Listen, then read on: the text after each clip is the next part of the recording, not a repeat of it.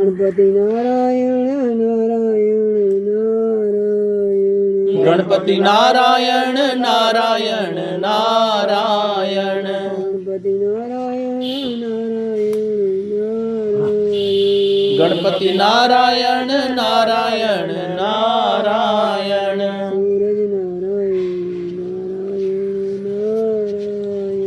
सूरज नारायण नारायण सूरज नारायण नारायण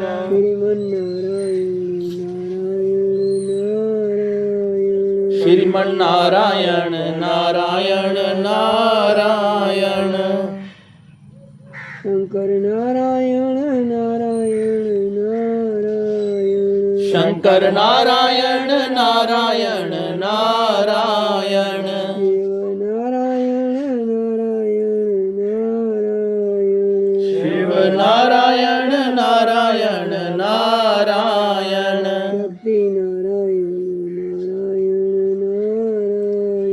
शक्ति नारायण नारायण नारायण नारायण भजमन नारायण नारायण भजमन नारायण नारायण लक्ष्मी नारायण नारायण नारायण लक्ष्मी नारायण नारायण नारायण लक्ष्मी नारायण नारायण नारायण लक्ष्मी नारायण नारायण नारायण विष्णु नारायण नारायण विष्णु नारायण नारायण श्रीमन नारायण श्रीमन नारायण नारायण नारायण नारायण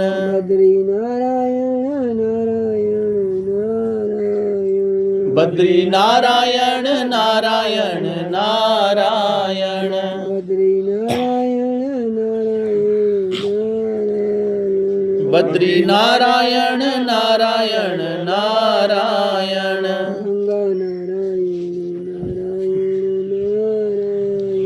गंगा नारायण नारायण गंगा नारायण नारायण श्रीमन नारायण नारायण श्रीमन नारायण नारायण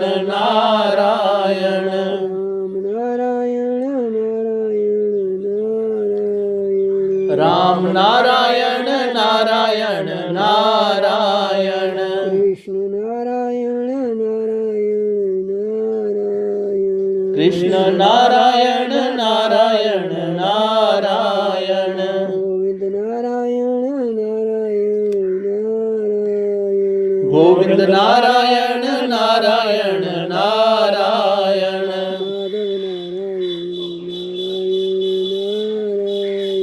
माधव नारायण माधव नारायण नारायण नारायण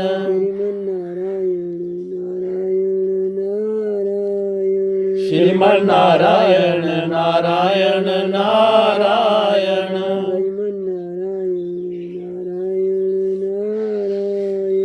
भजमन नारायण नारायण नारायण पार्वती पते हर हर महादेव हर हर महादेव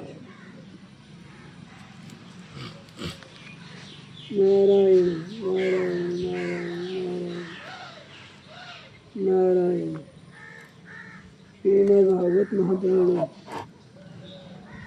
11वें स्कंद के अंतर्गत 20वां 20वें अध्याय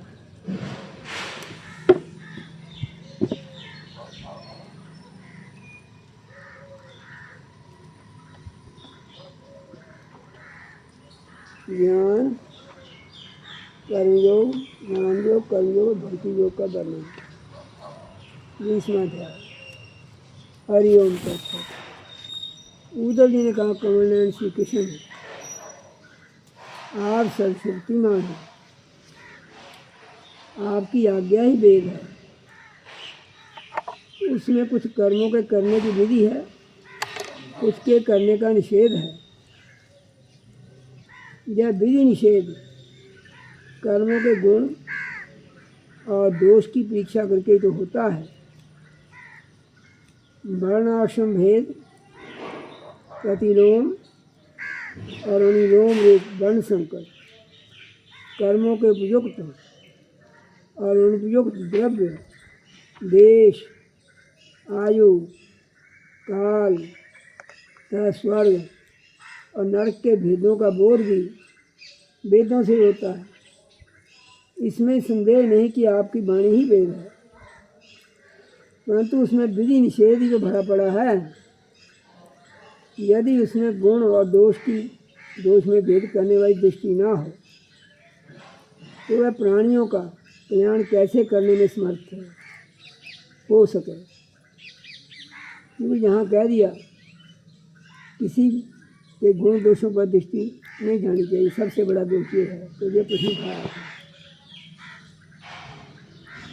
सर्वशक्तिमान परमेश्वर आपकी वाणी वेद ही पितर देवता मनुष्यों के लिए श्रेष्ठ मार्ग का दर्शक का काम करता है, क्योंकि उसी के द्वारा स्वर्ग मोक्ष आदि अदृष्ट वस्तुओं का बोध होता है।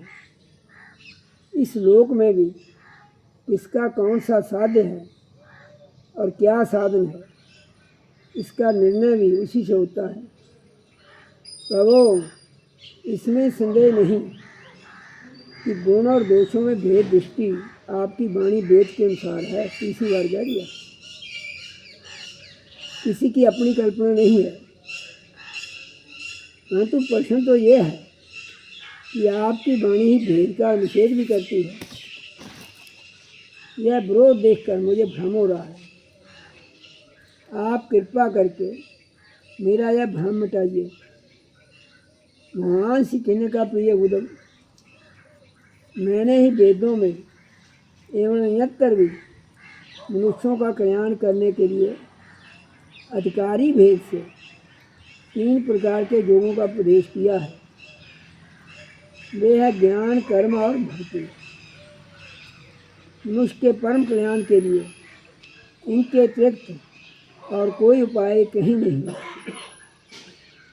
उद्धव जी, जो लोग कर्मों तथा उनके फलों से विरक्त हो गए हैं और उनका त्याग कर चुके हैं, वे ज्ञान योग के अधिकारी हैं। इसके विपरीत जिनके चित्त में कर्मों और उनके फलों से वैराग्य नहीं हुआ है, उनमें दुख बुद्धि नहीं हुई है, वे सकाम व्यक्ति कर्म योग के अधिकारी हैं। जो पुरुष ना तो अत्यंत विरक्त है और ना अत्यंत शक्ति है, तब किसी पूर्व जन्म के शुभ कर्म से सौभाग्यवश मेरी लीला कथा आदि में उसकी श्रद्धा हो गई है, वह भक्ति योग का अधिकारी है। उसे भक्ति योग के द्वारा ही सिद्धि मिल सकती है। कर्म के संबंध में जितने भी विधि निषेध हैं, उनके अनुसार तभी तक कर्म करना चाहिए जब तक कर्म में जगत उससे प्राप्त होने वाले स्वर्ग आदि सुखों से वैराग्य न हो जाए, अथवा जब तक मेरी लीला कथा के श्रवण कीर्तन आदि में श्रद्धा न हो जाए। उद्धव, इस प्रकार अपने वर्ण और आश्रम के अनुकूल धर्म में स्थित रहकर यज्ञों के द्वारा बिना किसी आशा और कामना के मेरी आराधना करता रहे और निषिद्ध कर्मों से दूर रहकर केवल विहित कर्मों का ही आचरण करे, तो उसे स्वर्ग या नरक में नहीं जाना पड़ता। अपने धर्म में निष्ठा रखने वाला पुरुष इस शरीर में रहते रहते ही निषिद्ध कर्म का परित्याग कर देता है और राग आदि मलों से भी मुक्त हो और पवित्र हो जाता है। इसी से अनायास ही उसे आत्म साक्षात्कार रूप विशुद्ध तत्वज्ञान अथवा ध्रुव चित्त होने पर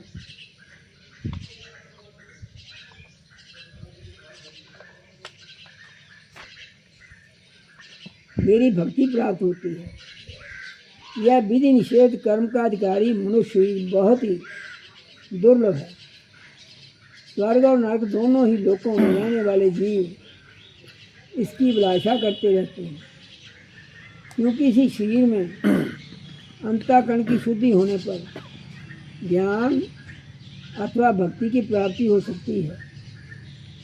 स्वर्ग अथवा नरक का भोग प्रधान शरीर किसी भी साधन के उपयुक्त नहीं है। बुद्धिमान पुरुष को ना तो स्वर्ग की अभिलाषा करनी चाहिए और ना नरक की ही, और तो क्या ये मनुष्य शरीर की भी कामना ना करनी चाहिए, क्योंकि किसी भी शरीर में गुण बुद्धि और अभिमान हो जाने से अपने वास्तविक रूप की प्राप्ति के साधन में प्रमाद होने लगता है। यद्यपि यह मनुष्य शरीर है तो मृत्युग्रस्त हुई, परंतु इसके द्वारा परमार्थ की सत्य वस्तु की प्राप्ति हो सकती है। बुद्धिमान पुरुष को चाहिए कि वह यह बात जानकर मृत्यु होने से पूर्व ही सावधान होकर ऐसी साधना कर ले जिससे वह जन्म मृत्यु के चक्कर से सदा के लिए छूट जाए, मुक्त हो जाए। यह शरीर एक वृक्ष है, इसमें घोंसला बनाकर जीव रूप पक्षी निवास करता है। इसे यमराज के दूत प्रतिक्षण काट रहे हैं। जैसे पक्षी करते हुए वृक्ष को छोड़कर उड़ जाता है, वैसे ही अनासक्त जीव भी इस शरीर को छोड़कर मोक्ष का भागी बन जाता है, परंतु असक्त जीव दुखी भोगता रहता है। प्रिय उद्धव, ये दिन रात क्षण क्षण में शरीर की आयु को क्षीण कर रहे हैं। ये जानकर जो भय से कांप उठता है, वह व्यक्ति इसमें शक्ति छोड़कर परमात्म तत्व का ज्ञान प्राप्त कर लेता है। फिर उसके जीवन मरण से निरपेक्ष होकर अपने आत्मा ही में ही शांत हो जाता है। यह मनुष्य समस्त शुभ फलों की प्राप्ति का मूल है और अत्यंत दुर्लभ होने पर भी अनायास सुलभ हो गया है। इस संसार सागर से पार जाने के लिए यह एक सुदृढ़ नौका है। शरण ग्रहण मात्र से ही गुरुदेव इसके केवट बनकर पतवार का संचालन करने लगते हैं और स्मरण मात्र से ही मैं अनुकूल बाजू के रूप में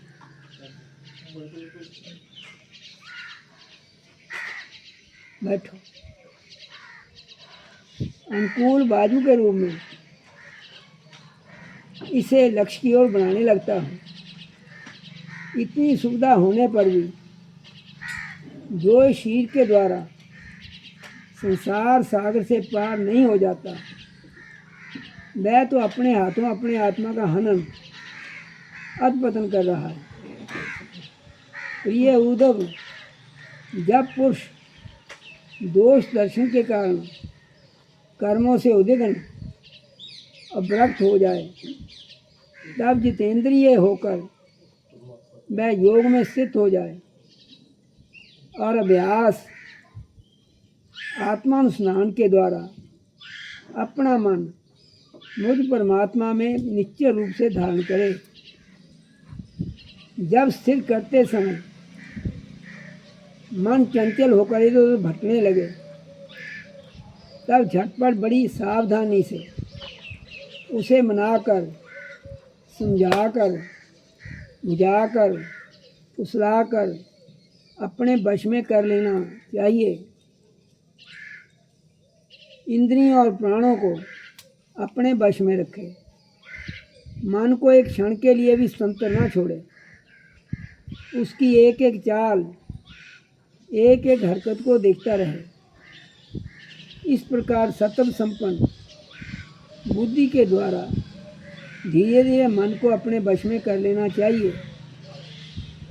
जैसे सवार घोड़े को अपने वश में करते समय उसे अपने मनोभाव की पहचान कराना चाहता है, अपनी इच्छा के द्वारा उसे चलाना चाहता है और बार बार फुसला कर उसे अपने वश में कर लेता है। वैसे ही मन को फुसलाकर उसे मीठी मीठी बातें सुनाकर वश में कर लेना ही परम योग है। सांख्य शास्त्र में प्रकृति से लेकर शरीर पर्यंत सृष्टि का जो क्रम बतलाया गया है, उसके अनुसार सृष्टि चिंतन करना चाहिए और जिस प्रकार क्रम से शरीर आदि का प्रकृति में लय बतलाया गया है, उस प्रकार लय चिंतन करना चाहिए। यह क्रम तब तक जारी रखना चाहिए जब तक मन शांत स्थिर ना हो जाए। जो पुरुष संसार से विरक्त हो गया है और जिसे संसार के पदार्थों में दुख बुद्धि हो गई है, वह अपने गुरुजनों के उपदेश को भली भांति समझकर बार बार अपने स्वरूप के ही चिंतन में संलग्न रहता है। इस अभ्यास से बहुत शीघ्र ही उसका मन अपनी वह चंचलता जो अनात्मा शरीर आदि में आत्म बुद्धि करने से हुई है, छोड़ देता है। यम नियम आसन प्राणायाम प्रत्याहार धारणा ध्यान समाधि आदि योग मार्गों से वस्तु तत्व का निरीक्षण परीक्षण करने वाली आत्म विद्या से तथा मेरी प्रतिमा की उपासना से अर्थात कर्म योग ज्ञान योग और भक्ति योग से मन परमात्मा का चिंतन करने लगता है और कोई उपाय नहीं है।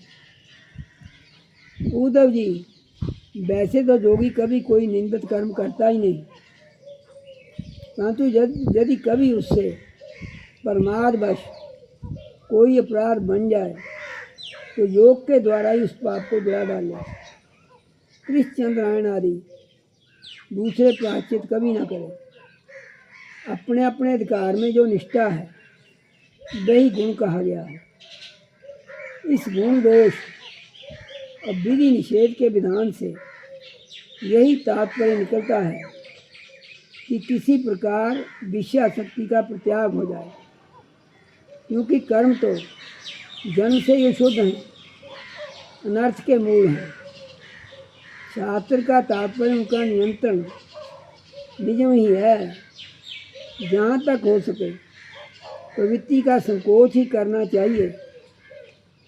जो साधक समस्त कर्मों से विरक्त हो गया हो, उसमें दुख बुद्धि रखता हो, मेरी लीला कथा के प्रति श्रद्धालु हो और ये भी जानता हो कि सभी भोग और भोग वासनाएं दुख रूपी हैं, किंतु इतना सब जानकर भी जो उनके परित्याग में समर्थ ना हो सके, तो उसे चाहिए कि उन भोगों को तो भोग ले, परंतु उन्हें सच्चे हृदय से दुखजनक समझे और मन ही मन उनकी निंदा करे तथा उसे अपना दुर्भाग्य ही समझे। साथ ही दुविधा की स्थिति से छुटकारा पाने के लिए श्रद्धा दृढ़ निश्चय और प्रेम से मेरा भजन करे। इस प्रकार मेरे बताए हुए भक्ति योग के द्वारा निरंतर मेरा भजन करने से मैं उस साधक के हृदय में आकर बैठ जाता हूँ और मेरे विराजमान होते ही उसके हृदय की सारी वासनाएं अपने संस्कारों के साथ नष्ट हो जाती हैं।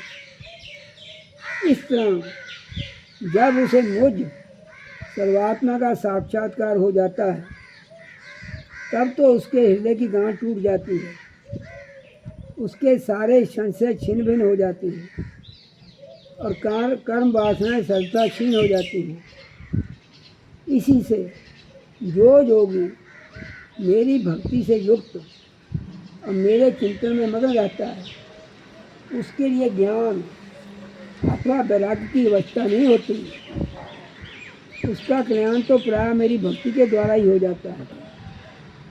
कर्म, तपस्या, ज्ञान, वैराग्य, योगाभ्यास, दान, धर्म और दूसरे कल्याण साधनों से जो कुछ स्वर्ग, अपवर्ग, मेरा परम धाम अथवा कोई भी वस्तु प्राप्त होती है, वह सब मेरा भक्त मेरे भक्ति योग के प्रभाव से ही यदि चाहे तो अनायास ही प्राप्त कर लेता है। मेरे अन्य प्रेमी एवं धैर्यवान साधु भक्त स्वयं तो कुछ चाहते ही नहीं। यदि मैं उन्हें देना चाहता हूँ और देता भी हूँ तो भी दूसरी वस्तुओं की तो बात ही क्या है। वे केवल मोक्ष भी नहीं लेना चाहते। उद्धव जी सबसे श्रेष्ठ एवं महान निश्रेयस परम कल्याण तो निरपेक्षता का ही दूसरा नाम है। इसलिए जो निष्काम और निरपेक्ष होता है उसी को मेरी भक्ति प्राप्त होती है। मेरे अन्य प्रेमी भक्तों का, उन समदर्शी महात्माओं का जो बुद्धि से अतीत परम तत्व को प्राप्त कर चुके हैं, इन विधि और निषेध से होने वाले पुण्य और पाप से कोई संबंध ही नहीं होता। इसी प्रकार जो लोग मेरे बतलाए हुए इन ज्ञान, भक्ति और कर्म मार्गों का आश्रय लेते हैं, वे मेरे परम कल्याण स्वरूप धाम को प्राप्त होते हैं, क्योंकि वे ब्रह्म तत्व को जान लेते हैं।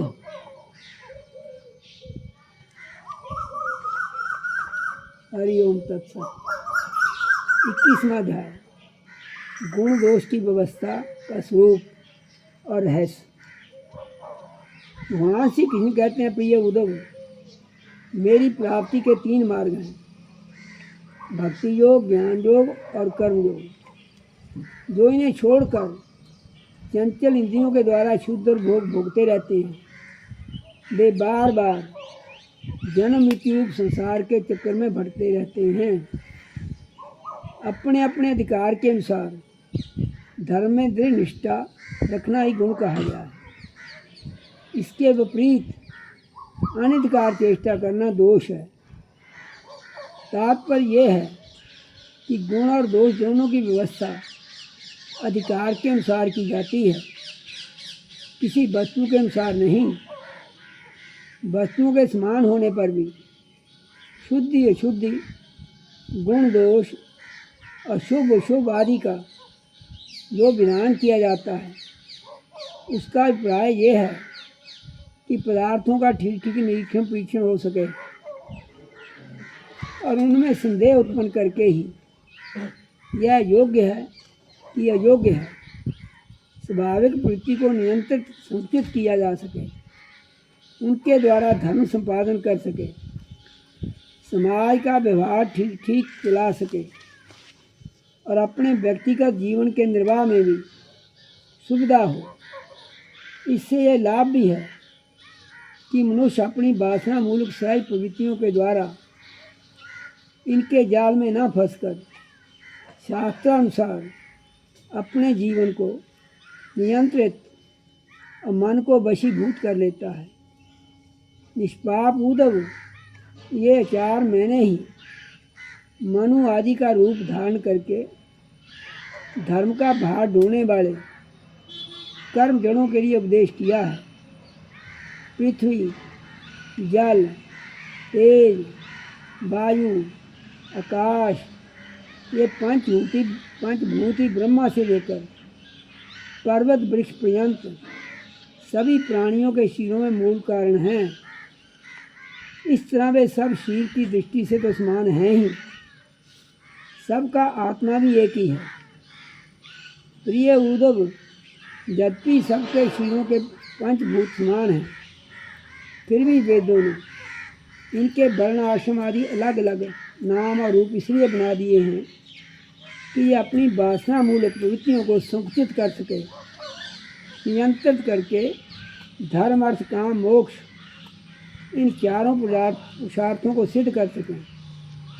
साधु श्रेष्ठ देश, काल, फल, निमित्त, अधिकारी और धान्य आदि वस्तुओं का गुण दोषों द्वारा का विधान कि मेरे द्वारा इसलिए किया गया है कि कर्मों में लोगों की उच्छृंखल प्रवृत्ति ना हो, मर्यादा का भंग ना हो पावे। देशों में वह देश अपवित्र है जिसमें कृष्ण सार मृग ना हो और जिसके स्वामी निवासी ब्राह्मण भक्त ना हो। कृष्ण सार मृग के होने पर भी केवल उन प्रदेशों को छोड़कर जहाँ संत पुरुष रहते हैं कीटक देश अपवित्र ही हैं। संस्कार रहित और ऊसर आदि स्थान भी अपवित्र ही होते हैं। समय वही पवित्र है जिसमें कर्म करने योग्य सामग्री मिल सके और कर्म भी हो सके। जिसमें कर्म करने की सामग्री न मिले, आगंतुक दोषों से अथवा स्वाभाविक दोष के कारण जिसमें कर्म ही ना हो सके, वह समय अशुद्ध है। पदार्थों की शुद्धि और अशुद्धि द्रव्य, वचन, संस्कार, काल, महतत्व अथवा अल्पतत्व से भी होती है।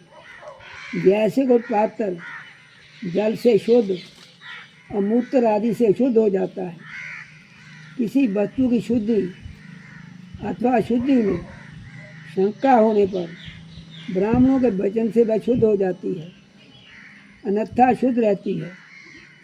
पुष्प आदि जल छिड़कने से शुद्ध और सूंघने से शुद्ध माने जाते हैं। तत्काल का पकाया हुआ अन्न शुद्ध और बासी अन्न शुद्ध माना जाता है। बड़े सरोवर और नदी आदि का जल शुद्ध और छोटे गड्ढों का शुद्ध माना जाता है। इस प्रकार क्रम से समझ लेना चाहिए। शक्ति, अशक्ति, बुद्धि और वैभव के अनुसार भी पवित्रता और पवित्रता की व्यवस्था होती है। उसमें भी स्थान और उपयोग करने वाले की आयु का विचार करते हुए शुद्ध वस्तुओं के व्यवहार का दोष ठीक तरह से आंका जाता है। जैसे धनी, दरिद्र, बलवान, निर्बल, बुद्धिमान, मूर्ख, उपद्रवपूर्ण देश और सुखद देश, तरुण अथवा वृद्धावस्था के भेद से शुद्धि और शुद्धि की अवस्था में अंतर पड़ जाता है। अनाज, लकड़ी, हाथी दांत आदि, हड्डी, सूत, मधु, नमक, तेल, घी आदि रस, सोना, पारा आदि तेजस पदार्थ, श्याम और घड़ा आदि मिट्टी के बने पदार्थ समय पर अपने आप हवा लगने से, आग में जलाने से, मिट्टी लगाने से अथवा जल में धोने से शुद्ध हो जाती है। देश, काल और अवस्था के अनुसार कहीं जल, मिट्टी आदि शोधक सामग्री के संयोग से शुद्धि करनी पड़ती है, तो कहीं कहीं एक से भी शुद्धि हो जाती है। यदि किसी वस्तु में कोई शुद्ध पदार्थ लग गया हो तो छीलने से या मिट्टी आदि मलने से जब उस पदार्थ की गंध और लेप ना रहे, तब वह वस्तु अपने पूर्व रूप में आ जाए, तब उसको शुद्ध समझना चाहिए। स्नान, दान, तपस्या, दया, समर्थ, संस्कार, कर्म और मेरे स्मरण से चित्त की शुद्धि होती है। इनके द्वारा शुद्ध होकर ब्राह्मण, क्षत्रिय और वैश्य को विहित कर्मों का आचरण करना चाहिए। गुरु मुख से सुनकर भली भांति हृदयंगम कर लेने से, मंत्र की और मुझे समर्पित कर देने से कर्म की शुद्धि होती है।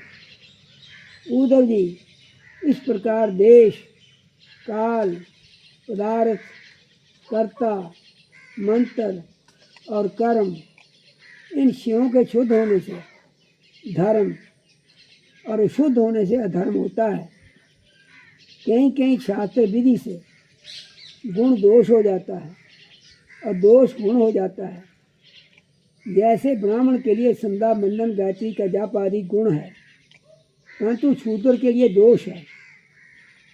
और दूध आदि का व्यापार वैश्य के लिए विहित है, परंतु ब्राह्मण के लिए अत्यंत निषिद्ध है। एक ही वस्तु के विषय में किसी के लिए गुण और किसी के लिए दोष का विधान गुण और दोषों की वास्तविकता का खंडन कर देता है। इससे यह निश्चय होता है कि गुण दोष का यह भेद कल्पित है। जो लोग पतित हैं वे पतितों का सहायकरण करते हैं तो उन्हें पाप नहीं लगता, जबकि श्रेष्ठ पुरुषों के लिए वह सर्वथा त्याज्य होता है। जैसे गृहस्थों के लिए स्वाभाविक होने के कारण अपनी पत्नी का संग पाप नहीं है, परंतु सन्यासी के लिए घोर पाप है अपनी पत्नी का संग, इसको माँ कहना पड़ता है। उद्धव जी, बात तो ये है कि जो नीचे सोया हुआ है वह गिरेगा कहाँ। वैसे ही जो पहले से ही पतित है उनका अब और पतन क्या होगा। जिन जिन दोषों और गुणों से मनुष्य का चित्त उपरत हो जाता है, उन्हीं वस्तुओं के बंधन से वह मुक्त हो जाता है। मनुष्यों के लिए यह निवृत्ति रूप धर्म ही परम कल्याण का साधन है, क्योंकि यही शोक, मोह और भय को मिटाने वाला है। उद्धव जी, विषयों में कहीं भी गुणों का आरोप करने से उस वस्तु के प्रति शक्ति हो जाती है। अशक्ति होने से उसे आप अपने पास रखने की कामना हो जाती है। इस कामना की पूर्ति में किसी प्रकार की बाधा पड़ने पर लोगों में परस्पर कलह होने लगता है। कलह से असहाय क्रोध की उत्पत्ति होती है। अक्रोध के समय अपने हित अहित का बोध नहीं रहता, अज्ञान छा जाता है। इस ज्ञान से शीघ्र ही मनुष्य की कार्य का निर्णय करने वाली व्यापक चेतना शक्ति लुप्त हो जाती है। साधो, चेतना शक्ति अर्थात स्मृति के लुप्त हो जाने पर मनुष्य में मनुष्यता नहीं रह जाती, पशुता आ जाती है और वह शून्य के समान अस्तित्वहीन हो जाता है। अब उसकी अवस्था वैसी ही हो जाती है जैसे कोई मूर्छित या मुर्दा हो। ऐसी स्थिति में ना तो उसका स्वार्थ बनता है और ना तो परमार्थ। विषयों का चिंतन करते करते वह विषय रूप हो जाता है। उसका जीवन वृक्षों के समान जड़ हो जाता है। उसके शरीर में उसी प्रकार व्यर्थ श्वास चलता रहता है जैसे लोहार की धोंकनी की हवा। उसे ना अपना ज्ञान रहता है ना किसी दूसरे का, वह सर्वदा आत्म वंचित हो जाता है। उद्धव जी, ये स्वर्ग आदि रूप फल का वर्णन करने वाली श्रुति मनुष्यों के लिए उन लोगों को परम पुरुषार्थ नहीं बतलाती, परंतु बाहरमुख पुरुषों के लिए अंतःकरण शुद्धि के द्वारा परम कल्याण में मोक्ष की विवक्षा से कर्मों में रुचि उत्पन्न करने के लिए वैसा वर्णन करती है। जैसे बच्चों से औषधि में रुचि उत्पन्न करने के लिए रोचक वाक्य कहे जाते हैं। बेटा, प्रेम से गिलोय का काढ़ा पी लो, तुम्हारी चोटी बढ़ जाएगी। इसमें संदेह नहीं कि संसार के विषय भोगों में, प्राणों में और सगे संबंधियों में सभी मनुष्य जन्म से ही आसक्त हैं। उन वस्तुओं की आसक्ति उनकी आत्मा उन्नति में बाधक एवं अनर्थ का कारण है। वे अपने परम पुरुषार्थ को नहीं जानते। इसलिए स्वर्ग आदि का जो वर्णन मिलता है वह ज्यों का त्यों सत्य है। ऐसा विश्वास करके देव आदि योनियों में भटकते रहते हैं, फिर वृक्ष आदि योनियों में ये घोर अंधकार में पड़ते हैं। ऐसी अवस्था में कोई भी विद्वान अथवा वेद फिर से उन्हें उन्हीं विषयों में क्यों प्रवृत्त करेगा। दुर्बुद्धि लोग कर्मवादी वेदों का यह प्राय न समझकर कर्माशक्ति वश पुष्पों के समान स्वर्ग आदि लोकों का वर्णन देखते हैं, उन्हीं को परम फल मानकर भटक जाते हैं। परंतु वेद वेता लोग श्रुतियों का ऐसा तात्पर्य नहीं बतलाते।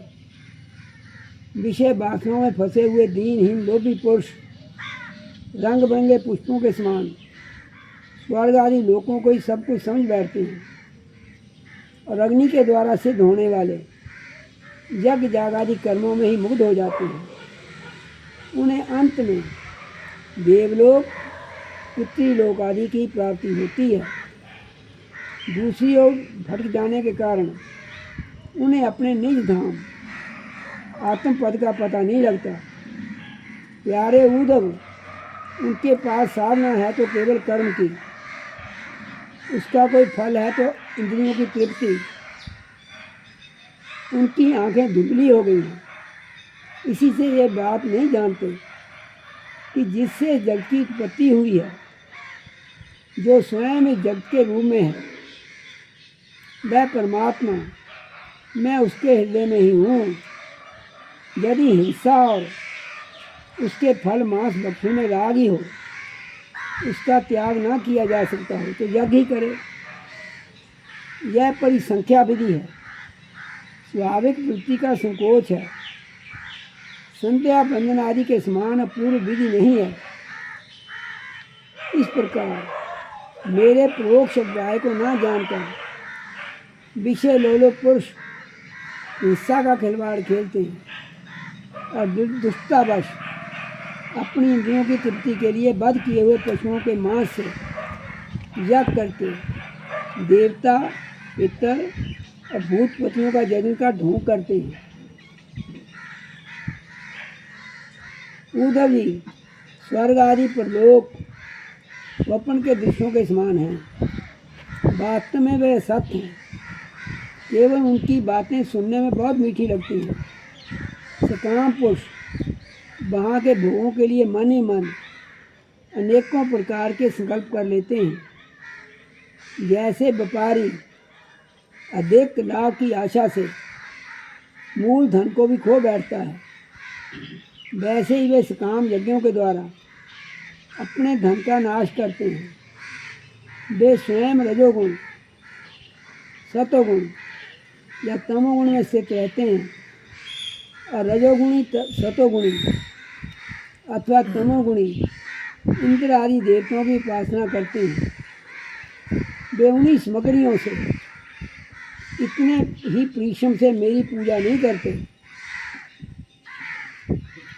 वे जब इस प्रकार की पुष्पता वाणी रंग बिरंगी मीठी मीठी बातें सुनते हैं कि हम लोग इस श्लोक में यज्ञों के द्वारा देवताओं का यज्ञ करके स्वर्ग में जाएंगे, वहाँ दिव्य आनंद भोगेंगे। इसके बाद फिर जब हमारा जन्म होगा तब हम बड़े कुलीन परिवार में पैदा होंगे, हमारे बड़े बड़े महल होंगे, हमारा कुटुंब भी बहुत सुखी और बहुत बड़ा होगा। तब उनका चित्त शुद्ध हो जाता है। उन हेकड़ी जिताने वाले घमंडियों को मेरे संबंध की बातचीत भी अच्छी नहीं लगती। उद्धव जी, वेदों में 3 कांड हैं, कर्म, उपासना और ज्ञान। इन तीनों कांडों के द्वारा प्रतिपादित विषय हैं ब्रह्म और आत्मा की एकता। सभी मंत्र और मंत्र दृष्टा ऋषि इस विषय को खोलकर नहीं गुप्त भाव से बताते हैं और मुझे भी इस बात को गुप्त रूप से कहना ही विशिष्ट है। वेदों का नाम है शब्द ब्रह्म। वे मेरी मूर्ति हैं, इसीलिए उनका रहस्य समझना अत्यंत कठिन है। वह शब्द ब्रह्म परा पश्यंती मध्यमा वाणी के रूप में प्राण, मन और इंद्रियमय है। समुद्र के समान सीमा रहत है। और गहरा है, उसकी थाह लगाना अत्यंत कठिन है। इसी से जैमिनी आदि बड़े बड़े विद्वान भी उसके तात्पर्य का ठीक ठीक निर्णय नहीं कर पाते। उधर भी मैं अनंत शक्ति संपन्न स्वयं अनंत ब्रह्म हूँ। मैंने ही वेद वाणी का विस्तार किया है। जैसे कमलनाल में पतला सा सूत होता है, वैसे ही वह वेद वाणी प्राणियों के अंतःकरण में अनाहत नाद के रूप में प्रकट होती है। भगवान हिरण्यगर्भ स्वयं वेद मूर्ति एवं अमृतमय है। उनकी उपाधि है प्राण और स्वयं अनाथ शब्द के द्वारा ही उनकी अभिव्यक्ति हुई है। जैसे मकड़ी अपने हृदय के मुख से ज्वाला उगलती है फिर निगल लेती है, वैसे ही वे स्पर्श आदि वर्णों का संकल्प करने वाले मन रूप निमित्त कारण के द्वारा हृदय आकाश से अनंत अपार अनेकों मार्गों वाली बैठरी रूप वाणी को स्वयं ही प्रकट करते हैं और फिर उसे अपने में लीन कर लेते हैं।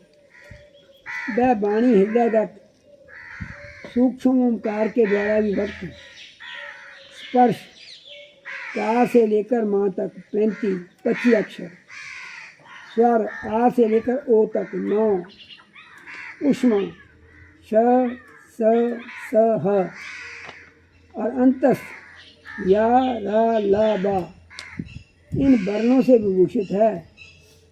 उसमें ऐसे छंद हैं जिनमें उत्तरोत्तर 4 वर्ण बढ़ते जाते हैं। उनके द्वारा विचित्र भाषा के रूप में विस्तृत हुई है।